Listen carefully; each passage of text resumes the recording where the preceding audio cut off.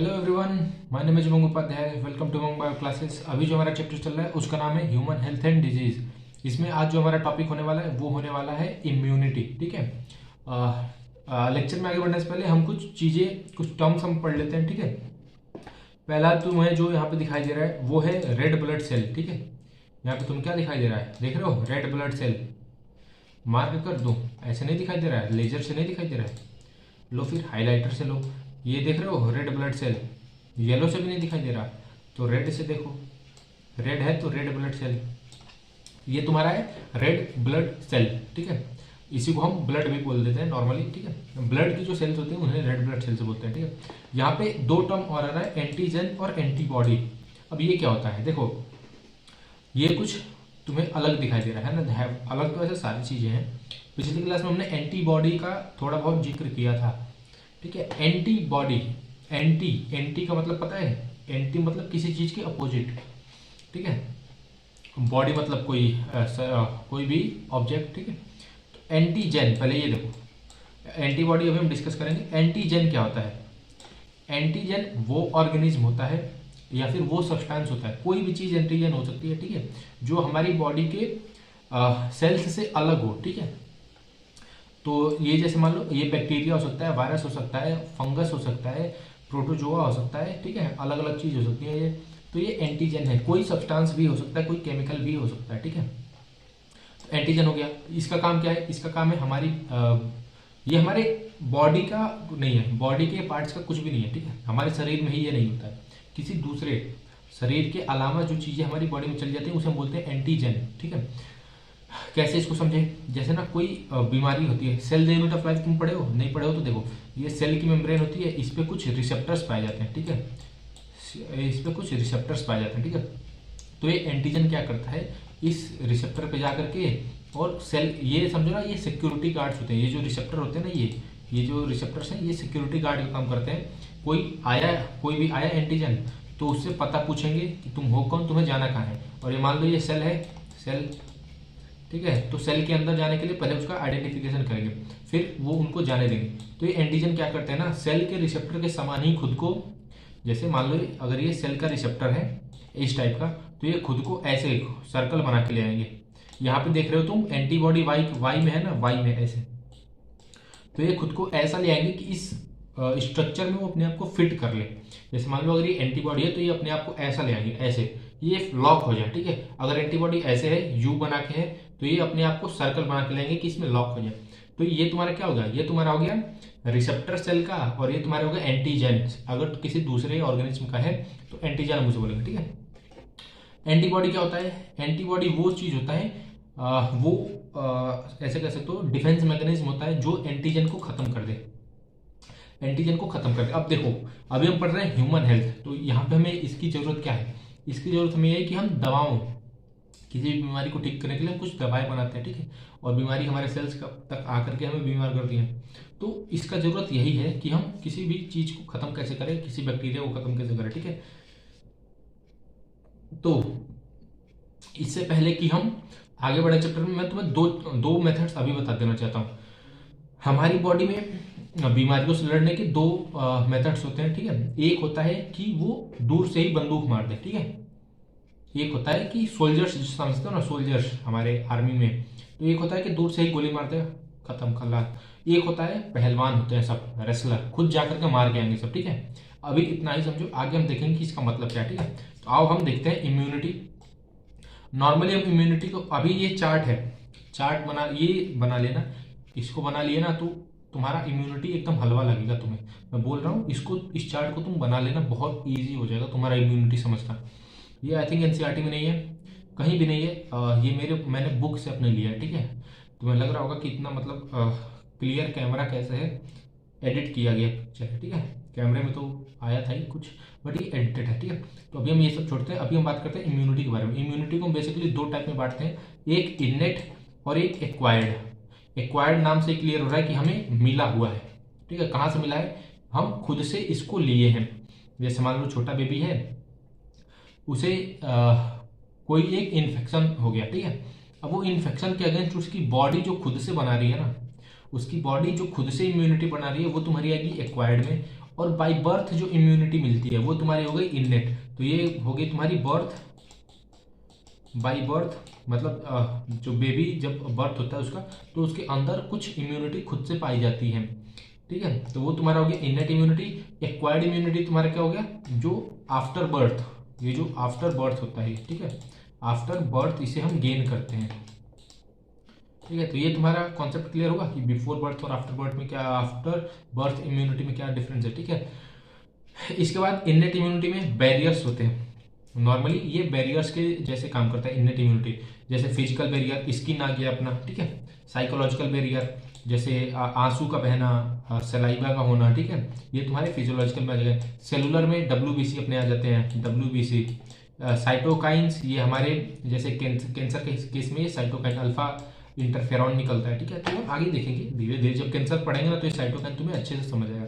Cytokine का मतलब क्या होता है ना, कि जैसे कोई एक सेल खत्म हो रही है, जैसे मान लो ये आसपास ना बहुत सारी सेल्स हैं, जैसे मान लो यहाँ पे ऊपर देखना, जैसे मान लो पहली सेल है, दूसरी सेल है, तीसरी सेल है, चौथी सेल है, पांचवी, 5 सेल लेते हैं, ठीक है। जैसे मान लो किसी वायरस ने, ब्लू से समझना, ये किसी वायरस ने इस पे अटैक कर दिया, इस सेल को खत्म कर दिया उसने। तो अब ये सेल क्या करेगी ना, मरने से पहले, ये सेल मरने से पहले कुछ केमिकल रिलीज कर देगी, ठीक है। तो वो केमिकल क्या करेगा, इसके चारों तरफ जो सेल्स होंगी ना उसको सिग्नल भेज देगा कि वो अपने रिसेप्टर्स, ये जो अभी मैं बता रहा था ना रिसेप्टर्स, जो सेल के ऊपर पाए जाते हैं, सिक्योरिटी गार्ड्स, उसको ये अंदर कर लेगी, छुपा लेगी। तो ये इससे कैसे हो जाएगा, ये हो जाएगा तुम्हारा ऐसे। तो जब ये जब वायरस किसी दूसरे सेल पे जाएगा तो इसको कोई रिसेप्टर मिलेगा नहीं, घर लॉक मिलेगा, ठीक है। तो इस सेल, ये सेल इन्फेक्टेड होने से बच जाएगी और खराब होने से बच जाएगी, ठीक है। तो ऐसे साइटोकाइनिन काम करता है। सेलुलर में अपने डब्ल्यूबीसी आ जाते हैं, सारे लिम्फोसाइट आ जाते हैं, ठीक है। फिजियोलॉजिकल में ईयर हो गया, टीयर हो गया और सलाइवा हो गया, ठीक है। फिजिकल में हमारी स्किन हो गई, ये बाहर की स्किन, ठीक है। अब बात करते हैं एनसीईआरटी के इम्यूनिटी पे, ठीक है। Every day we expose to large number of infectious agent, however only few of these exposure result in disease by. देखो इनके कहने का मतलब है कि जब भी हम घर से बाहर, घर में भी जब भी हम कहीं घूमते हैं, कहीं रहते हैं, तो हमें हजारों, बहुत नंबर, लार्ज नंबर का इन्फेक्शियस एजेंट्स हमारे कांटेक्ट में आते हैं, ठीक है। जिसमें से बहुत कुछ ही, बहुत कम ही, जैसे मान लो अगर 1000 से तुम कांटेक्ट कर रहे हो ना, तो बहुत चांस है कि कोई एक इन्फेक्शियस निकलेगा, ठीक है। क्यों होता है ऐसा, वाई? तो this is due to the fact that the body is able to defend itself from most of the foreign agents. This all over ability of the host to fight disease causing organism conferred by the immune system is called immunity. देखो क्योंकि ऐसा क्यों होता है कि हजार organism से हमारी बॉडी का इंटरेक्शन हुआ, लेकिन उसमें से कोई एक या दो हमारी बॉडी में कुछ डिजीज कॉज कर पाता है। ऐसा इसलिए होता है क्योंकि हमारी बॉडी में एक डिफेंस सिस्टम है। डिफेंस मतलब प्रतिरोधक क्षमता, ठीक है, रोकने वाला कुछ सिस्टम, ठीक है। तो उसे हम बोलते हैं, उस डिफेंस सिस्टम की वजह से जो हमारी बॉडी अपने आप को बचाती है, उस चीज को हम बोलते हैं इम्यूनिटी, ठीक है। और इम्यूनिटी जो डिफेंस सिस्टम होता है ना, उसको ओवरऑल बोलोगे ना, उसमें सारे हर एक पार्ट्स को जोड़ लोगे तो उसे हम बोलेंगे इम्यून सिस्टम। उस डिफेंड करने में, रोकने में, बीमारी रोकने में जो जो भी ऑर्गेनिज्म है, अगर उसका तुम पूरा फंक्शन देखोगे कि कैसे कैसे काम करते हैं, कैसे कैसे सिस्टम है इसका, तो उस चीज को हम बोलेंगे इम्यून सिस्टम, और उस प्रोसेस को हम बोलेंगे इम्यूनिटी, ठीक है। Immunity is of two type, पहला होता है इननेट, दूसरा होता है एक्वायर्ड। अभी हमने देखा इननेट बाय बर्थ होता है, एक्वायर्ड बर्थ के बाद होता है, जो हम डेवलप करते हैं। Cells of innate and adaptive immune system देख रहे हो। एक्वायर्ड में हमारी बी सेल्स होती हैं, टी सेल्स होती हैं, टी रेगुलेटरी सेल्स होती हैं। ये तुम्हारा हो गया उसका एडाप्टिव का। और ये जो तुम देख रहे हो ना, येलो से मैं मार्क कर रहा हूँ, आई डोंट नो इस पे आएगा या नहीं आ रहा है, लेकिन लेजर से तुम देखो, तुम्हारा ध्यान इस पे होना चाहिए। ये जो सेल्स है ना, यहाँ से लेकर के natural killer cells, macrophages, PBMC और डेंड्राइट सेल्स, ये तुम्हारी कॉमन है। हायर लेवल पे जाओगे तो कॉमन होगा, अदरवाइज ये एनके सेल्स और मैक्रोफेजेस तुम्हारे आते हैं इसमें इननेट में, ठीक है। और मोनोसाइट हो गया तुम्हारा, न्यूट्रोफिल्स हो गया, मास्ट सेल्स हो गए, ये तुम्हारे इननेट में आ जाएंगे, ठीक है। और ये तुम्हारी एडेप्टिव में आ जाएंगे सारी, ठीक है। आगे बढ़ते हैं। ये अब पहले हम बात करते हैं इननेट इम्यूनिटी की, वो चार्ट तुम दिमाग में रखना, ठीक है। इननेट इम्यूनिटी में बैरियर्स आते हैं। Innate immunity is non specific type of defence, this present at the time of birth, ठीक है, this present at the time of birth, this is accomplished by providing different type of barrier to the entry of foreign agent in our body. Innate immunity consist of 4 types of barrier, अभी हमने बात की है physical, physiological, cellular और cytokinin, ठीक है, वो barrier है। तो यहाँ पे एक टर्म आ रहा है, it is non specific type of defence. देखो कोई भी बेबी ग्रो करता है तो उसका कोई एक स्पेसिफिक डिजीज, जैसे मान लो किससे मैं बोलूँ, पोलियो, बेबी का बर्थ होता है तो उसे हम पोलियो के ड्रॉप्स पिलाते हैं, क्या पिलाते हैं, पोलियो का ड्रॉप पिलाते हैं। तो ये तुम्हारा एक्वायर्ड हुआ ना, अभी फिलहाल समझने के लिए मैं बता रहा हूँ कि एक पर्टिकुलर बीमारी का एक पर्टिकुलर दवा है, समझ रहे हो, एक पर्टिकुलर बीमारी का एक पर्टिकुलर मेडिसिन वैक्सीन है, तो वो तुम्हारा हो गया स्पेसिफिक। स्पेसिफिक मतलब होता है कि किसी पर्टिकुलर एक चीज के लिए ही। तो ये इनेट इम्यूनिटी जो नॉन स्पेसिफिक है, मतलब हर टाइप के डिजीज के लिए थोड़ा बहुत है अंदर इम्यूनिटी है, लेकिन जो एक्वायर्ड इम्यूनिटी होता है वो किसी एक पर्टिकुलर के लिए होगा लेकिन कंप्लीट होगा, ठीक है। ये हमारा बर्थ से होता है और डिफरेंट टाइप ऑफ बैरियर इसकी कैरेक्टरिस्टिक्स है, और फॉरेन पार्टिकल को हमारी बॉडी में नहीं आने देता। फॉरेन मतलब किसी बैक्टीरिया या किसी को। अब हम बात करते हैं व्हाइट ब्लड सेल की। व्हाइट ब्लड सेल्स में कौन कौन होते हैं, मोनोसाइट होता है, लिम्फोसाइट होता है, न्यूट्रोफिल, इओसिनोफिल और बेसोफिल। ये तुम्हारे कुछ टाइप्स हैं, 5 टाइप का होता है। मेन जो होता है वो 5 टाइप के होते हैं डब्ल्यूबीसी, ठीक है। पहला लिम्फोसाइट, मोनोसाइट, न्यूट्रोफिल, इओसिनोफिल और बेसोफिल। मोनोसाइट अगेन 2 टाइप का होता है, डेंड्रिटिक सेल और मैक्रोफेजेस, ठीक है। लिम्फोसाइट अगेन 2 टाइप का होता है, टी सेल्स और बी सेल्स। ये जो मैं बात कर रहा था ना कि एक जाके दूर से मारता है गोली से और एक जाके खूब देर मुक्का मुक्का मार के खत्म करता है एनिमीज को, तो इसमें से एक जो है वो तुम्हारा बंदूक वाला है। अब तुम बताओ, अभी तुमने क्या बोलते हैं क्लास 11th में ह्यूमन फिजियोलॉजी पढ़ा है, बॉडी फ्लूइड्स एंड सर्कुलेशन पढ़ा है तुमने, ब्लड वाला। इसमें से तुम बताओ, कमेंट करो कि इसमें से कौन सा बंदूक वाला है, मतलब कौन सा अपना एंटीबॉडी छोड़ के मारता है और कौन सा खुद जाकर के उसे मैक्रोफेज करके खाता है। अभी अभी अभी अभी पहले मैंने बताया था, ठीक है। तो यहाँ पे हमारे हैं डिफरेंट टाइप ऑफ डब्ल्यूबीसी, देख सकते हो, ठीक है। अभी हम बात करते हैं इनेट इम्यूनिटी। इनेट इम्यूनिटी में पहला हम देखते हैं फिजिकल बैरियर्स। जैसे हमारा स्किन हो गया, skin on our body is main barrier which prevent entry of micro organism. Skin जो हमारी होती है पूरे बॉडी पे होती है, ठीक है, तो वो हमारी मेन बैरियर है कि हमारी बॉडी में कोई अदर इन्फेक्टियस एजेंट ना आ जाए। Mucus coating with epithelium, mucus coating with epithelium lining of respiratory, देखो विद इन, ठीक है। हमारी रेस्पिरेटरी मतलब जो नोज से लेकर के लंग्स के एल्वेओलाई तक है। पिछली क्लास में हमने निमोनिया पढ़ा था ना, तो देखा था ना कि कैसे रेस्पिरेटरी ट्रैक थी। नोज हो गई तुम्हारे, फिर नेजोफेरिंक्स हो गया, उसके बाद फेरिंग्स हो गया, फिर तुम्हारा विंड पाइप हो गया, ठीक है, और वहां से ब्रोंकियोल, प्राइमरी ब्रोंकियाई, उसके बाद प्राइमरी सेकेंडरी टर्सियरी ब्रोंकियोल, फिर हम देखे थे एल्वेओलाई, ठीक है। तो ये इसकी जो इनर लाइनिंग है वो भी तुम्हारी म्यूकस की कोट से होती है। फिर gastro intestinal intestine, urogenital tract, urogenital urethra की बात हो रही है, ठीक है, तुम्हारे यूरिनरी सिस्टम की बात हो रही है, ठीक है। Help in trapping micro organism inter in body, देख रहे हो। तो ये जो म्यूकस होता है ना, इन सब में जो भी तुम्हारे अंदर जो पाइप जैसा कुछ भी अरेंजमेंट हो ना, उसके चारों तरफ म्यूकस की लेयर होती है, ठीक है। तो ये क्या करते हैं, ये चारों तरफ से जो हम सांस लेते हैं तो जो भी हमारे अंदर पॉल्यूशन जाता है, माइक्रो ऑर्गेनिज्म जाते हैं, उसको ट्रैप करके पकड़ लेता है, ठीक है।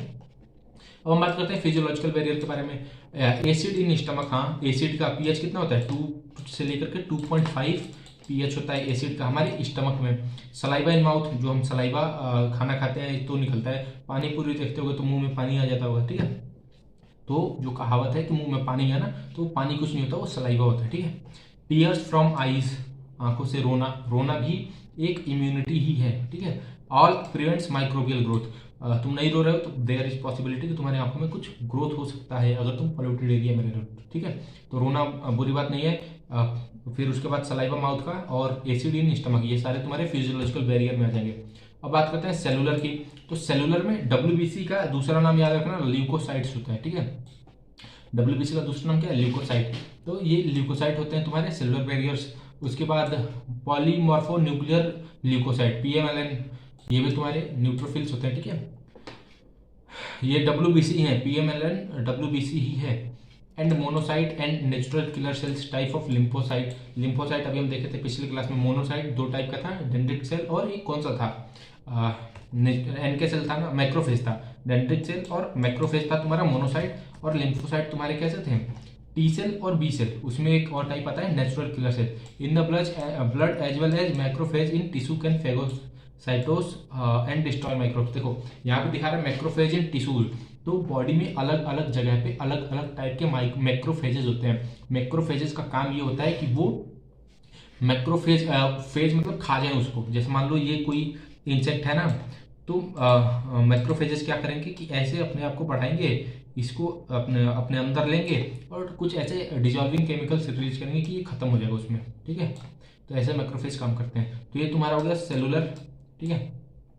सेलुलर के एग्जांपल से याद रखना, WBC होता है तुम्हारा, फिर PMLN होते हैं, ठीक है। फिर मोनोसाइट होता है, उसके बाद नेचुरल किलर सेल्स होती हैं, फिर मैक्रोफेजेस होते हैं, ठीक है। तो ये तुम्हारे अलग अलग सेलुलर बैरियर्स हो गए। साइटोकाइनिन की हम बात करें तो वायरस इन्फेक्टेड सेल्स, अभी मैंने बताया 5 सेल्स अगर हैं, कितनी भी है, हजारों सेल्स होती है आसपास, तो किसी एक को अगर इन्फेक्ट किया ये, तो ये कुछ ऐसा केमिकल रिलीज करेगी जो चारों अलग सेल्स को, आसपास की सेल्स को वो अलर्ट कर देगा कि तुम अपने अपने रिसेप्टर्स बंद कर लो, अदरवाइज ये वायरस तुम्हारे रिसेप्टर पे जाके बैठ के तुम्हें भी इन्फेक्ट कर सकता है। अच्छा, ये वायरस इन्फेक्ट कैसे करेगा, क्योंकि जो सेल्स के ऊपर रिसेप्टर्स होते हैं ना, ये खुद को वैसे अडाप्ट कर लेता है। हमने पिछले चैप्टर में पढ़ा था इवोल्यूशन में कि एडाप्टेशन भी एक प्रोसेस होता है कि सिचुएशन के हिसाब से खुद को अडाप्ट कर लेना, ठीक है। तो ये वायरस को बहुत अच्छी से आता है ये। तो फिर जो वायरस से इन्फेक्टेड सेल है ना, जैसे मान लो ये वाली सेल खत्म हो चुकी है, जैसे मान लो इस वाली सेल को ना वायरस ने खराब कर दिया, इस वाली सेल को, तो अब ये क्या करेगा, ये कुछ केमिकल्स रिलीज करेगा। उस केमिकल का नाम क्या है, प्रोटीन का नाम क्या है, इंटरफेरॉन्स। उस प्रोटीन का नाम क्या है, इंटरफेरॉन्स, और बेसिकली ये अल्फा इंटरफेरॉन्स रिलीज करती है, ठीक है, which protect non infected cell from further violence. तो ये जो अदर इन्फेक्टेड सेल्स नहीं है, ये जो नॉर्मल सेल्स हैं, इसको भी ये प्रोटेक्ट कर देता है। अब हम बात करते हैं आगे, अब हम बात करते हैं एंटीबॉडी के बारे में, ठीक है। तो ये डायग्राम है एंटीबॉडी मॉलिक्यूल का, ठीक है। अभी हमने बात किया एंटीजन, हमने देखा एंटीबॉडी देखा, ठीक है। इसमें टू हैवी, 2H, एनसीईआरटी में एक वर्ड होगा 2H2L, तो टू हैवी और टू लाइट। ये जो तुम देख रहे हो ना, ये वाली, ये छोटा जो सेल है ना, ये तुम्हारा लाइट है, LIGHT, लाइट मतलब हल्का होता है। और ये जो तुम देख रहे हो ये बड़ा वाला, ये तुम्हारा है हैवी, ये वाला तुम्हारा है हैवी, ठीक है। ये हैवी है और छोटे वाले लाइट है। अब हम बात करते हैं, अभी हमने इननेट देख लिया, इननेट में इतना ही था। अब हम बात करते हैं एक्वायर्ड की। फिर मैं बोलूंगा तुमसे ये वाला जो है ना एक्वायर्ड, हम यहीं पे समझ लेंगे, समझने वाला जो भी हम एक्वायर्ड के बारे में यहीं पे समझ लेंगे, बाकी हम एनसीईआरटी की थ्योरी कर लेंगे, उसमें कोई बड़ी बात नहीं है। अब हम बात करते हैं एक्वायर्ड की। इसके ऊपर कौन सा था, एक्वायर्ड, इसके बगल में था इननेट, और ये दोनों कहाँ पे जाकर के मिल रहे थे, ये दोनों जाकर के मिल रहे थे इम्यूनिटी पे, ठीक है। ऐसा ना हो कि तुम भूल जाओ कि ये ग्राफ में कहाँ पे, इसलिए मैंने रिकॉल करा दिया, ठीक है, और कोई बात नहीं है। अब आगे बात करते हैं। हाँ देखो देखो एक्वायर्ड में दो टाइप और आते हैं, एक आता है एक्टिव, दूसरा आता है पैसिव। एक्टिव का मतलब क्या होता है, difference in response to infectious और वैक्सीन डेवलप्स, ओके। जैसे मान लो एक्टिव इम्यूनिटी, वो हम उसे हम बोलेंगे जो या तो हमें इन्फेक्शन होने की वजह से एक्टिव हो रहा है, ठीक है, या फिर वो हमें किसी ऐसी चीज हमारी बॉडी में इंट्रोड्यूस की जा रही है जो हमें बीमार तो नहीं कर पा रही, लेकिन हमारी इम्यूनिटी वो बढ़ा दे रही है। देखो जैसे कोरोना, अब ध्यान से सुनना इस चीज को, अगर तुम्हें ये वो हो रहा था ना, आज तक भूल रहे थे ना, तो आज ध्यान से सुनना। कोविड आया था 2019 में, आया था कोविड, तुमको तो 2020 में पता चला था। कोविड-19 से क्यों बोलते हैं बताओ, कोविड को कोरोना वायरस को कोविड-19 क्यों बोलते हैं, 19 उसका ईयर है, 2019 आया था, इसलिए कोविड-19 बोलते हैं। ये तो हो गया नॉर्मल बेसिक सी बात। अब देखो कोविड-19 का जो वैक्सीन बना था, कोविड-19 का जो वैक्सीन बना था उसमें कोरोना वायरस था, उसमें कोरोना वायरस था। तुम बोलोगे कि था तो इन्फेक्ट क्यों नहीं किया, समझ रहे हो, था तो इन्फेक्ट क्यों नहीं किया, तो इसलिए नहीं किया। जैसे मान लो एक बहुत हैवी इंसान है, ठीक है, एकदम मस्त, एकदम बॉडी बिल्डर है, उसका मार के तुमने हाथ पैर तोड़ दिया, गला फ्रैक्चर कर दिया, ठीक है, हाथ पैर तोड़ दिया, गला फ्रैक्चर कर दिया, मुंह दांत भी तोड़ दिया, ठीक है। अब तुम उससे बोल रहे हो कि मैराथन दौड़ के दिखाओ, समझ रहे हो बात को। अब उससे तुम बोल रहे हो मैराथन दौड़ के दिखाओ, वो दौड़ पाएगा, अरे वो अपना खाना नहीं खा पाएगा, वो दौड़ने की तो बात ही छोड़ दो। तो ऐसे ही जो कोरोना वायरस था उसे इतना मारा, इतना मारा, इतना पीट पीट के एकदम वो बेड पे लेटा दिया, ठीक है। और उसे हमारी बॉडी में इंट्रोड्यूस किया गया। वैक्सीन बनाने के और भी तरीके होते हैं, लेकिन अभी जनरल में समझो कि कोरोना वायरस को ना फटक फटक के मारे सब साइंटिस्ट, और उसे एकदम कमजोर कर दी और उसे हमारी बॉडी में इंट्रोड्यूस कर दी, ताकि वो कोरोना तो ना हमें कर पाए, बीमारी तो हमें पैदा ना कर पाए, लेकिन हमारे इम्यून सिस्टम को अपनी पहचान जा करके दिखा दे, ठीक है। जैसे अगर तुम शहर में रहो, अगर तुम शहर में रह रहे हो तो यहाँ पे होता है पुलिस वेरिफिकेशन। अगर तुम कहीं भी किसी भी शहर में होगे तो पुलिस वेरिफिकेशन नाम की एक चीज़ होती है, जहाँ पे आदमी जाकर के पुलिस को ये बताता है कि हम यहाँ पे रहते हैं और हम शरीफ आदमी हैं, ठीक है। तो पुलिस के पास अपना डाटा तुम दे दिए, कुछ भी अगर तुम्हारा नाम आया कहीं गलत तो उसके पास तुम्हारा एड्रेस है, वो तुम्हारे घर आ जाएगी तुरंत, ठीक है। हमारे यहाँ हुआ है, इसीलिए मैं बता रहा हूँ। तो देखो ऐसे ही क्या हुआ कि साइंटिस्ट जो थे वो कोरोना वायरस को खूब पीटे और हमारी बॉडी के इम्यून सिस्टम को वो ले आकर के दिखा दिए कि ये लो, अगली बार ये अगर आया, अगर बॉडी बिल्डर बना करके आया अपने आप को, तो इसे खत्म कर देना, ठीक है। तो ऐसे हम कोविड-19 से बचे थे। तो ये तुम्हारा किस में आता है, मैं मेरे इतना बताने का मतलब क्या हुआ, ये तुम्हारा आता है एक्टिव में, ठीक है। क्यों एक्टिव में आएगा, क्योंकि हम इन्फेक्शन हमारे अंदर आया था। वो अलग बात है कि वो मर चुका था या फिर एकदम वीक हो गया था, समझ रहे हो, एकदम वो मर चुका था या फिर वो वीक हो गया था, वो एक अलग की चीज है। लेकिन कोरोना वायरस हम सबके, जिसको जिसको कोविड-19 का वैक्सीन लगा उन सबके अंदर कोरोना वायरस गया था। वो अब खत्म हो चुका होगा, उससे हमारी इम्यून सिस्टम खत्म कर दी होगी, उसकी टेंशन ना लो कि वो आगे चल के हो जाएगा, ऐसा कुछ नहीं, उसको हमारी इम्यून की सेल्स खत्म कर देगी। अभी हमने बात किया था ना WBC, वाइट ब्लड सेल्स, फिर हमने मोनोसाइट, लिम्फोसाइट, मैक्रोफेजेस की बात कर रहे थे, नेचुरल किलर सेल्स, वो सब अभी तक काम तमाम कर देंगे कोरोना के, ठीक है। पैसिव क्या होता है, पैसिव हम वो होता है कि जब हमें बनी बनाई एंटीबॉडी मिल जाए, जो हम लिम्फोसाइट की बात कर रहे थे, बी लिम्फोसाइट, ये तुम्हारी काम करती है एंटीबॉडी बनाने की, ठीक है, और यही बंदूक का काम करती है। ये जो बी लिम्फोसाइट एंटीबॉडी बनाती है ना, ये यहाँ से जैसे मान लो ये बी लिम्फोसाइट है, ये अगर मान लो ये बी लिम्फोसाइट है, इसने एंटीबॉडी बनाया और ये जा करके जो भी पर्टिकुलर ऑर्गेनिज्म है उसे खत्म कर देगी। टी लिम्फोसाइट क्या करती है, टी लिम्फोसाइट में मैक्रोफेजेस आते हैं, वो खुद जा करके उसे खा के आते हैं, ठीक है। वो बेसिकली मेमोरी बेस्ड होती है, अभी हम आगे करेंगे उसको भी, टेंशन ना लो। तो अभी इतना याद रखो, एक्टिव में इन्फेक्शन होता है, बहुत लो इन्फेक्शन होगा, बहुत वीक इन्फेक्शन होगा, ठीक है, ताकि हमारे इम्यून सिस्टम को बस पता लग जाए कि हाँ ऐसा कुछ होता है, उसका नाम रजिस्टर्ड हो जाए हमारे इम्यून सिस्टम में कि अगली बार आया तो उसे मार मार के धुआं बना देंगे, ठीक है। अब इसमें एक्टिव इम्यूनिटी भी दो टाइप की होती है। पहला नेचुरल, नेचुरल मतलब जैसे तुम कहीं जा रहे हो, नेचुरल तुम कहीं जा रहे हो मतलब, अब कोरोना वायरस से तुम नेचुरल और आर्टिफिशियल दोनों समझोगे। देखो नेचुरल इन्फेक्शन वो है कि तुम्हें कोरोना हो गया और तुम्हारी बॉडी ने इम्यूनिटी बना ली, तुम्हें कोरोना हो गया और तुम्हारी बॉडी ने इम्यूनिटी बना ली, वो तो हो गया नेचुरल।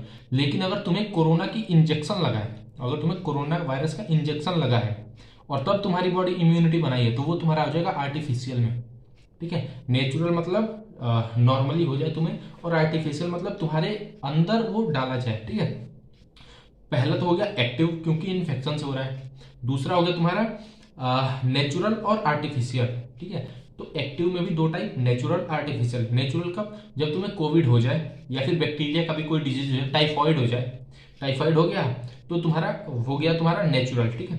तुम कहीं जा रहे थे, गंदा पानी पी लिए, तो वो तुम्हारा हो गया नेचुरल। आर्टिफिशियल में क्या होगा कि अभी समझने के लिए, आर्टिफिशियल में होगा कि सैल्मोनेला टाइफॉइड कराती है ना, तो तुम ऐसा समझो कि साइंटिस्ट जो भी काम करने इस फील्ड में, वो सैल्मोनेला टाइफी को खूब पीटे हैं, उसे बहुत कमजोर बना दिए, फिर उसका वैक्सीन बनाए और तुम्हारी बॉडी में दे दिए, तो वो तुम्हारा आ जाएगा आर्टिफिशियल, ठीक है। एग्जाम्पल से याद रखना, क्योंकि ऐसे पूछता है ना कि which of the following is artificial passive immunity, तो अब तुमसे बोल देगा एग्जाम्पल दे करके कि वैक्सीन हो गया, इम्यूनाइजेशन हो गया, वैक्सीनेशन हो गया, ठीक है। तो अब तुम्हें वो देखना है, ठीक है।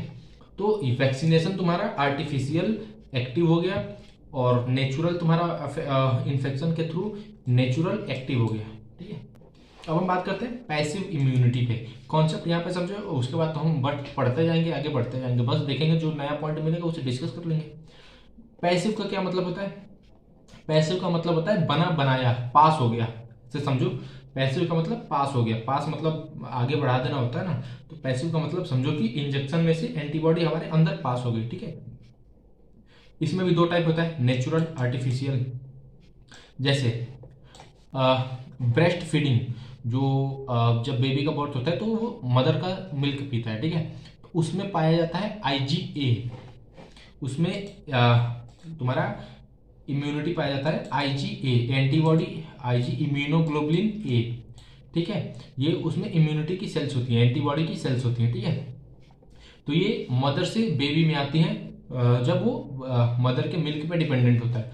तो ये तुम्हारा हो गया, उस बेबी के बॉडी में तो बन नहीं रहा है, कहीं आ रहा है दूसरे से, तो ये तुम्हारा हो गया पैसिव, मदर से बेबी में पास हुआ, ठीक है। पास मतलब आगे बढ़ना, वो पास नहीं एग्जाम में पास वाला नहीं, उत्तीर्ण होना, उसमें भी तो पास ही होते हैं, 7th से 8th में जाते हैं, 6th से 7th में जाते हैं, उसमें भी तो पास होते हैं, आगे बढ़ते हैं, ठीक है। तो वही ऐसी है, यहाँ पे देख सकते हो, from mother to baby through breast milk, मतलब जब वो बेबी दूध पीता है, छोटा बच्चा होता है, तो इसमें भी पैसिव में भी आर्टिफिशियल होता है। जैसे किसी को टिटनेस हो जाए, किसी को टिटनेस हो जाए, यहाँ पे लिखा होगा नहीं है कोई ना, ये इसका मेन एग्जांपल ना टिटनेस में ही होता है। एग्जांपल याद रखना, टिटनेस, पिछले क्लास में हम देखे थे कि टिटनेस का वायरस कितना खतरनाक होता है, ठीक है। तो पैसिव में एक तो पास होना। अब देखो टिटनेस ऐसा क्यों है, टिटनेस अगर किसी को सिम्टम्स आ गए ना तो बहुत कम चांस होते हैं कि वो बच पाए, ठीक है। तो इसलिए अब हम इम्यून सिस्टम को वैक्सीन देकर के एक्टिव तो नहीं करेंगे ना, कि इम्यून सिस्टम को हाँ हमने आइडेंटिफिकेशन करा दिया है, पुलिस वेरिफिकेशन करा दिया इस उसका बैक्टीरिया का, तो हम तुम्हारी इम्यून की सेल्स बना लेंगी, ऐसा नहीं होता है। टिटनेस में चांस कम होता है क्योंकि इसमें फैटेलिटी रेट बहुत ज़्यादा है, मरने की वो जो है ना परसेंटेज वो बहुत हाई है। तो इसमें उसको हमें तुरंत बचाना होगा, टिटनेस वाले पेशेंट को हमें तुरंत बचाना होगा, तो हमें एकदम एंटीबॉडी चाहिए कि जो अंदर जाए और खूब मारे, मतलब वायरस को मारे यार, समझो। इसमें हमें चाहिए रेडी टू फाइट कमांडोज, ठीक है, आर्टिफिशियल में, कि अंदर गए बॉडी में और जो भी टिटनेस की बैक्टीरियाज है उसकी जो ऑर्गेनिज्म है इन्फेक्शियस एजेंट, उसको खत्म करना शुरू करें। इसमें ये है कि हम डाल दिए बॉडी में, अब बॉडी की सेल्स खुद बना लेगी इम्यूनिटी, और जब बनाएगी अगली बार जब आएगा तो मारेंगे उसे, ठीक है। तो ऐसे समझ गए होंगे आई होप। अब बात करते हैं एक्वायर्ड की, एनसीईआरटी की लाइन है, ठीक है। Acquired immunity on the other and pathogen specific. अब हम बात करते हैं एक्वायर्ड जो होता है वो पैथोजन स्पेसिफिक होता है। क्यों होता है, क्योंकि जैसे ये मान लो IgA है, IgA इम्यूनोग्लोबुलिन मदर से बेबी में जा रहा है, तो इसका कोई एक फंक्शन होगा ना। जैसे मान लो ये मार्कर है और ये पेन है, तो इसका कैप है, पर्टिकुलर एक कैप है कि ये इसी में फिट आएगा। अगर मैं मार्कर का इसमें लगाऊं तो ये ढीला है ना, ऐसे करने पे गिर जा रहा है, लेकिन अगर मैं पेन का लगाऊं तो ऐसे करने पे गिर नहीं रहा है, ऐसे क्या ऐसे भी कर लो नहीं गिरेगा, ठीक है। वहीं अगर मैं इसको लगाऊं, पेन का मार्कर में लगाऊं तो भी नहीं आएगा, ठीक है। तो ये स्पेसिफिक होता है, एक्वायर्ड जो होता है वो स्पेसिफिक होता है, ठीक है। लेकिन जो तुम्हारा इननेट होगा वो नॉन स्पेसिफिक होगा, सबको खत्म करेगा थोड़ा थोड़ा, ठीक है। सबके अगेंस्ट इफेक्टिव होगा थोड़ा बहुत। ये मेमोरी बेस्ड होता है, एक्वायर्ड जो होता है वो मेमोरी बेस्ड होता है। इसमें ऐसा होता है कि एक बार पहचान हो गई, अब हमारी बॉडी ने इम्यून सिस्टम अपना स्ट्रॉन्ग कर लिया है, अब दूसरी बार आएगा तो बहुत मारेंगे, ठीक है। This means when our body encounters a pathogen for first time it produce a response का primary response which is slow intensity, वो कम तीव्रता का होता है, ठीक है। इंटेंसिटी का मतलब जैसे मान लो ये हम धीरे मार रहे हैं अपने हाथ पे, कुछ नहीं हुआ, और खूब तेज मारे इसी पे, आर पार हो जाएगा, बहुत दर्द होगा, ठीक है। तो पहला एक्वायर्ड कैसे काम करता है, ये जैसे मान लो कोई बैक्टीरिया है, हम सैल्मोनेला टाइफी को लेकर चलें, टाइफाइड का बैक्टीरिया समझने के लिए लेके चल रहे हैं, बाकी तो तुम्हें एग्जाम में वो कुछ और ही देंगे, ठीक है। उसमें कॉन्सेप्ट पूछेगा, कॉन्सेप्ट हम वही बना रहे हैं। जैसे मान लो सैल्मोनेला टाइफी है, वो तुम्हारी बॉडी में पहली बार आया, पहली बार, तो तुम्हारी इम्यून सिस्टम, तुम्हें थोड़ा सिम्टम्स आए, बुखार बुखार हुआ, जो भी पेन ओन होता है वो हुआ तुम्हें, बट तुम्हारी बॉडी पहचान गई, ठीक है, और बाई चांस तुम्हें टाइफाइड नहीं हुआ, ठीक है, पहली बार में। लेकिन जब दूसरी बार आया तो तुम्हें वो सिम्टम्स भी नहीं आने देगा और पहले ही मार के खत्म कर देगा, ऐसा होता है acquired. Subsequently encounter with same pathogenic एलाइड्स और high intensify secondary and amnestic response.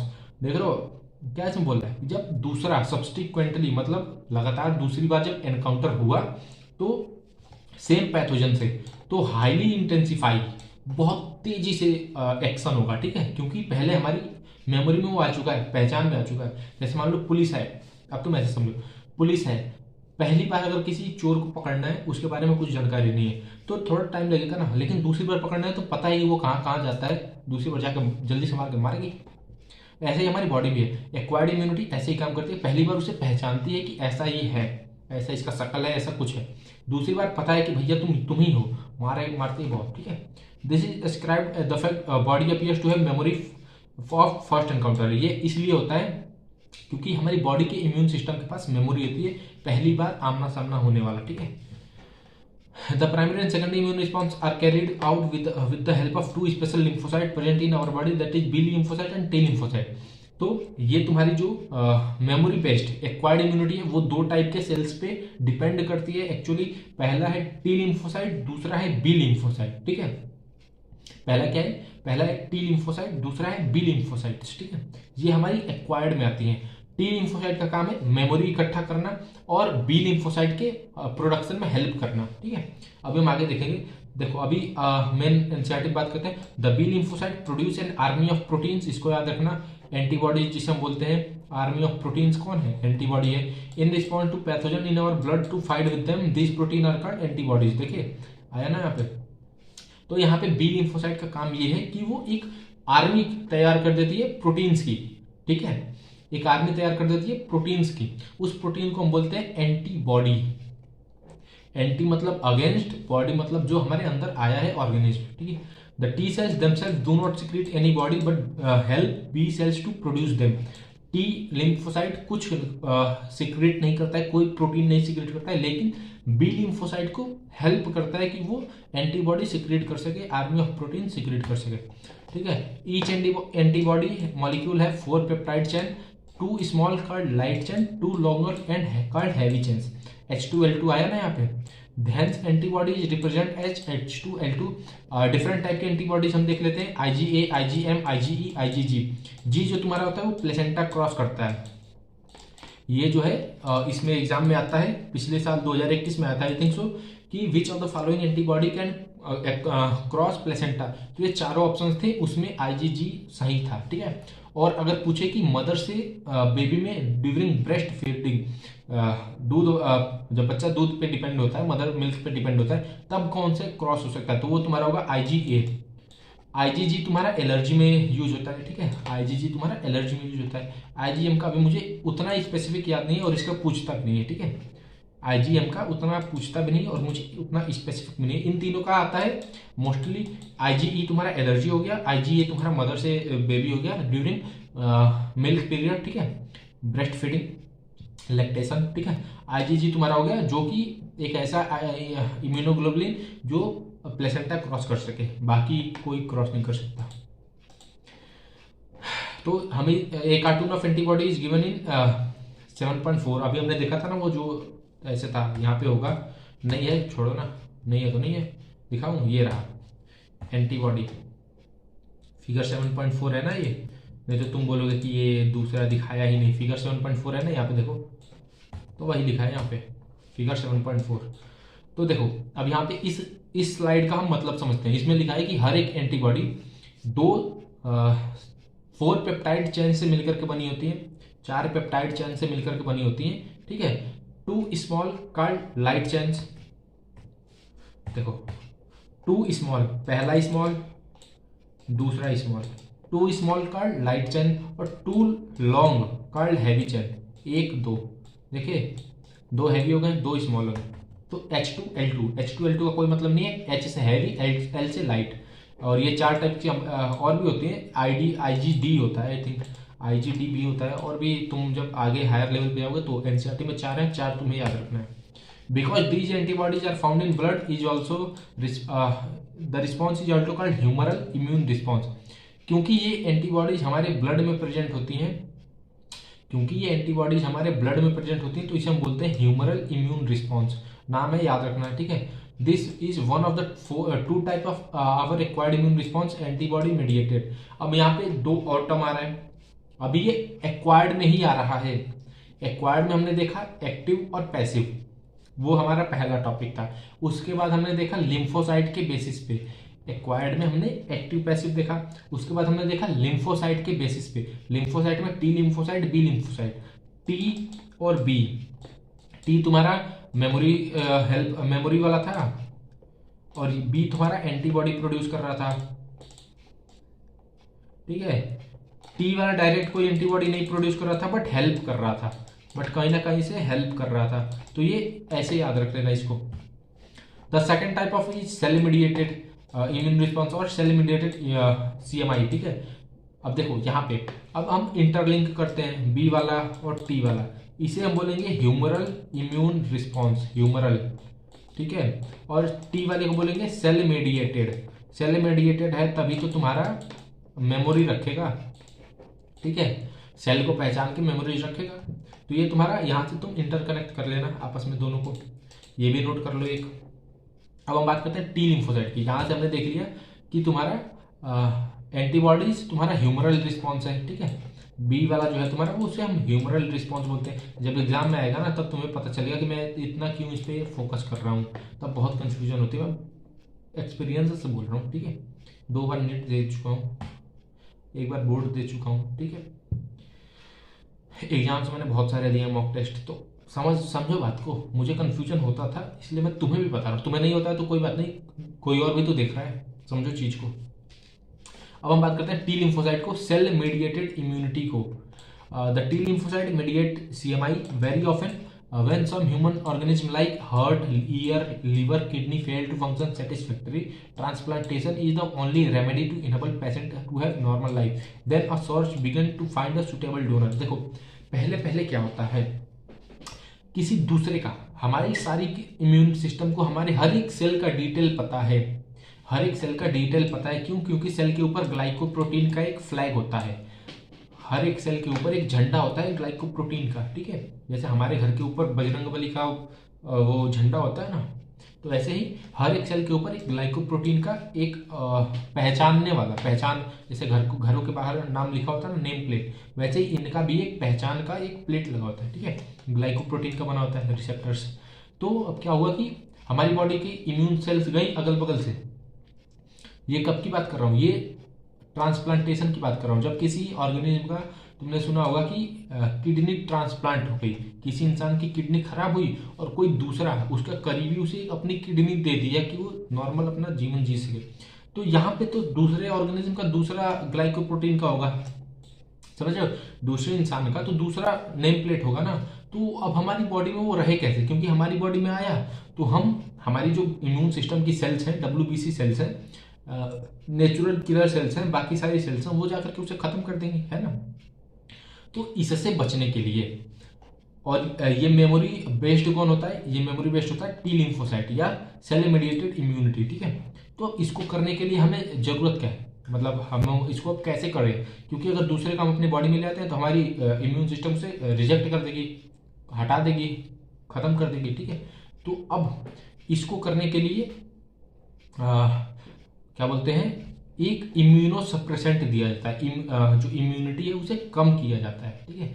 और लाइफ टाइम ये चलता है, क्योंकि जिस दिन इम्यूनिटी का कम करना हमने बंद किया, इम्यूनिटी बढ़ी, तो उस जो ऑर्गन आया है, जो किसी ने डोनेट किया है, वो हमारे बॉडी में खत्म हो जाएगा, ठीक है। तो उसके लिए हम इम्यूनो सप्रेसेंट देते हैं, साइक्लोस्पोरिन ए, ये एक इम्यूनो सप्रेसेंट के जैसे काम करता है। अब हम इसके बारे में डिटेल में पढ़ेंगे माइक्रोब्स इन ह्यूमन वेलफेयर में, ठीक है। तुम्हें आता है तो बहुत अच्छी बात है। तो देखो, जब ये सब हो जाता है, जब टी लिम्फोसाइट वाला जो फंक्शन है, जो अभी मैंने एक्सप्लेन किया, जब ये हो जाता है तो हम एक सुटेबल डोनर ढूंढते हैं। सुटेबल डोनर क्यों ढूंढते हैं भैया? जैसे मैं रहता हूँ इंडिया में, कोई US से, अमेरिका से या अफ्रीका से, वो भी तो हमें किडनी दे सकता है? ऐसा नहीं होता। जितना क्लोज रिलेशन रहेगा उतना रिजेक्ट होने के चांसेस कम होंगे। सबसे बेस्ट होता है ट्विंस में, ट्विंस जुड़वा बच्चों में ना बहुत कम रिजेक्शन होता है, क्योंकि उनका ऑलमोस्ट 99.9% जो ग्लाइकोप्रोटीन होता है वो सेम होता है, इवन फिंगरप्रिंट्स तक सेम होते हैं, इतना कॉमन होता है, ठीक है। तो सबसे बेस्ट होता है ट्विंस, ठीक है, समझ रहे हो। सबसे बेस्ट कौन होता है? ट्विंस। अगर ट्विंस नहीं है तो भी कोई बात नहीं है, तो भी कोई बात नहीं है। कोई भाई बहन होगा, मामा के घर के होंगे, मम्मी से कोई रिलेटेड होगा, फूफा फूफा के घर का कोई होगा, जितना क्लोज, मतलब जितना आपस पास वाला रिश्ता हो ना, उतना ज़्यादा बेटर होता है। ठीक है। टाइप ऑफ टी सेल्स, अब हम बात करते हैं टाइप ऑफ टी सेल्स। नेव इसको तुम छोड़ देना या फिर इसको भी पढ़ लो। नेव सेल्स होती हैं जो कि हैज नॉट एनकाउंटर एंटीजन, ये ऐसी सेल्स है ना, स्टेम सेल्स की जैसे बात करो, स्टेम सेल्स की जैसे, जैसे इन चारों में से किसी में भी जा सकती हैं, ऐसे समझो। क्योंकि अभी इन्होंने वो नहीं किया है, अभी इन्होंने एंटीजन को एनकाउंटर ही नहीं किया है कि इनके पास मेमोरी है। ये नॉर्मल सेल्स है। स्टेम सेल वो सेल्स होती हैं कि जो हमारी बॉडी में, जैसे मान लो ना, हमारी बॉडी में कुछ stem cells at time of birth, placenta में कुछ सेल्स होती हैं जिन्हें हम स्टेम सेल बोलते हैं, वो अगर चाहे तो हमारी नोज भी बना सकती हैं, ईयर भी बना सकती हैं, आई भी बना सकती हैं, हाथ भी बना सकती हैं, हेयर की सेल्स भी बना सकती हैं, उन्हें हम बोलते हैं स्टेम सेल। स्टेम सेल वो सेल्स होते हैं जो किसी भी ऑर्गेनिज्म के किसी भी पार्ट को बना सकती है। तो ये अभी वैसे ही है, ठीक है। तो इसकी हम बात नहीं करते क्योंकि अभी इसने कोई किसी भी पैथोजन को एनकाउंटर नहीं किया, किसी भी पैथोजन को इसने पहचाना नहीं है। उसके बाद 4 टाइप की और सेल्स हैं टी सेल्स। जो टी लिम्फोसाइट है वो 5 टाइप की होती है। तो उसमें से रेगुलेटरी की हम बात करते हैं, ये ऑटो इम्यून डिजीज को होने से बचाती है। जैसे क्या होता है, कई बार इम्यूनिटी क्या करती है ना, हमारी खुद की ऑर्गेनिज्म, हमारे खुद के ऑर्गन्स को किसी दूसरे का समझ के खुद को ही खत्म करना शुरू कर देती है। आगे हम पढ़ेंगे, ऑटो इम्यून भी एक दिक्कत होती है। उसके बाद हम बात करते हैं मेमोरी टी सेल्स के बारे में। मेमोरी टी सेल्स का काम है कि ये याददाश्त बनाए रखें। जब भी किसी पैथोजन को ये एनकाउंटर करती हैं तो इनका काम होता है कि ये उस पैथोजन की मेमोरी रखें, ठीक है। उसके बाद आती हैं हेल्पर टी सेल्स। ये लिम्फोसाइट को मैच्योर और एक्टिवेट होने में हेल्प करती हैं। उसके बाद आती हैं किलर टी सेल। ये किसी भी वायरस इन्फेक्टेड सेल या ट्यूमर मतलब कैंसरस सेल को खत्म करती हैं, डिस्ट्रॉय करती हैं, ठीक है। CD4 रिसेप्टर ये याद रखना, CD8 रिसेप्टर ये याद रखना, ठीक है। वायरल चीज में ये यूज होता है। जो भी वायरस होते हैं वो CD4 रिसेप्टर और CD8 रिसेप्टर पे अटैक करते हैं, ये उसका मेन मकसद है। अब इसमें एक और चीज, क्वेश्चन एनसीईआरटी पूछ रहे हैं, why it is that organs can not be taken just from anybody, what is that doctor check. देखो अब इसमें इसका आंसर एनसीईआरटी में नहीं, क्वेश्चन एनसीईआरटी में है। ये एनसीईआरटी ये पूछ रही है कि हम किसी भी ऑर्गेनिज्म, किसी भी इंसान का क्यों नहीं ऑर्गन ले लेते, किसी अदर ऑर्गेनिज्म का क्यों नहीं ऑर्गन ले लेते, हम क्यों हमारे जो ऑर्गन डोनेट होता है, किसी को कोई ऑर्गन देता है तो उसे चेक करने की जरूरत है क्या है। तो अब इसका आंसर तुम सुनो, the donor and the recipient are not match correctly, then the consequences of graft rejection is adverse. Adverse मतलब होता है बुरा, ग्राफ्ट रिजेक्शन मतलब होता है कि हमारी बॉडी की सेल्स उसे अब खत्म करना शुरू कर दी, हमारी बॉडी ने उसे एक्सेप्ट नहीं किया है, रिजल्टिंग इन ऑर्गन फेलियर। जैसे मान लो कोई एक इंसान है, ठीक है, इसकी दोनों सेल्स, दोनों किडनीज पहले से ही खराब है, किसी ने इसे अपनी एक किडनी दी, अब कोई वो अनजान है, समझो कोई वो अनजान, एक तो ये प्रोसेस बहुत महंगा होता है, ठीक है, एक तो ये करने में पैसा लगता है, लेकिन किसी ने कैसे भी तुमने जुगाड़ किया पैसे का और डोनर का, अब वो क्लोज है ही नहीं, वो तुमसे अलग, उसका रहन सहन है, खान पान है, ठीक है। तो यहाँ पे अगर मान लो हमारी बॉडी ने उसे एक्सेप्ट ही नहीं किया तो वो एक ऑर्गन फेल हो गया ना, तो ऑर्गन फेलियर भी हो जाएगा। This is because of the ability of body to differentiate between self and non self. तो ये इसलिए होता है क्योंकि हमारी इम्यून सिस्टम हमारी खुद की और दूसरे की सेल्स में पहचान कर सकती है। पहचान कैसे कर सकती है, जो मैंने बताया, नेम प्लेट लगाता है ग्लाइकोप्रोटीन का हर सेल के ऊपर, उससे। Rejection of graft due to cell mediated immune response क्यों होता है, T cells, memory T cells की हेल्प से, ठीक है। मेमोरी टी सेल्स ये हर एक सेल के ग्लाइकोप्रोटीन का इंफॉर्मेशन रखती है, ठीक है। Hence the person need to take immunosuppression throughout the life. Immune को सप्रेस करने वाला, सप्रेस मतलब होता है कम करने वाला, तो इम्यूनिटी को कम करने वाले जो होते हैं सब्सटेंस, उसे हम बोलते हैं immunosuppressant. Microbes in human welfare में तुम्हें एक नाम आएगा, साइक्लोस्पोरिन 1, तो वो तुम्हारा क्या बोलते हैं उसे, इम्यूनोसप्रेसेंट है। ट्राइकोडर्मा पॉलीस्पोरम एक बैक्टीरिया है, उसी से हमें साइक्लोस्पोरिन मिलता है, ठीक है। नाम में थोड़ा कंफ्यूजन हो सकता है, एक बार क्रॉस चेक कर लेना। ग्राफ्ट्स, एनसीईआरटी खुद एग्जांपल दे रही है, आंसर दे रही है, grafts just any source, an animal, any other primate or any human being can not be made since the graft would be rejected sooner or later tissue matching. देखो NCERT answer दे रही है कि doctor क्यों check करते हैं, क्योंकि कोई भी दूसरा जानवर, प्राइमेट या फिर कोई अदर मानव इसलिए नहीं दे सकता अपना ऑर्गन कि ग्राफ्ट रिजेक्ट कर देगा, जल्दी कर दे या थोड़ी बाद में कर दे, लेकिन वो रिजेक्ट कर देगा अगर मैच नहीं हुआ तो। इस वजह से हमें उसे इम्यूनो, देखो अब क्या होता है इसमें, प्रोसेस क्या है ऑर्गन ट्रांसप्लांटेशन का, डोनेशन का। जैसे मान लो कोई दे दिया किडनी, तो उसे लगाने से पहले हम उसमें क्या क्या करेंगे, पहले हम उसका टिश्यू मैच करेंगे कि टिश्यू एकदम डिफरेंट तो नहीं है। उसके बाद हम ब्लड ग्रुप मैच करेंगे कि भाई ब्लड तो ग्रुप तो सेम है ना, वरना जैसे दूध में वो पनीर का पानी डाल दो तो दूध फट जाता है, वैसे ही ब्लड भी खराब हो जाएगा, इंसान की डेथ हो जाएगी अगर ब्लड, बिना ब्लड ग्रुप मैच के हमने ब्लड चढ़ा दिया तो। Matching are the essential before undertaking any graft or transplant, even after this patient has to take immunosuppressant all his her or life. The ability to differentiate self and non-self and the cell-mediated immune response is responsible graft rejection। अब इसमें क्यों होता है ऐसा, क्यों हमें match करने की, टिश्यू मैच करने की जरूरत होती है, ब्लड ग्रुप मैच करने की जरूरत होती है, ऐसा इसलिए क्योंकि हमारी इम्यून सेल्स होती हैं, टी सेल्स होती हैं, सेल मेडिएटेड रिस्पॉन्स जो होता है, उसके बाद हमारा जो खुद में और दूसरों में डिफ्रेंशिएट करने, जो खुद के और दूसरे के सेल्स में डिफ्रेंशिएट करने की हमारी इम्यूनिटी के पास जो पावर है, वो उस ऑर्गन को ख़त्म कर देगी। तो ऐसा ना हो, हमारी इम्यून की सिस्टम, हमारी इम्यून सेल्स इसे दूसरे और अपने में सेल्स में आइडेंटिफाई ना कर सके, इसलिए इम्यूनिटी को कम कर दिया जाता है थ्रू इंजेक्शन, और उसे पूरे जीवन लेना पड़ता है, all his life, all his और हर लाइफ। ठीक है, ये हमने देख लिया, हम समझ भी गए, एनसीईआरटी को हमने देख लिया।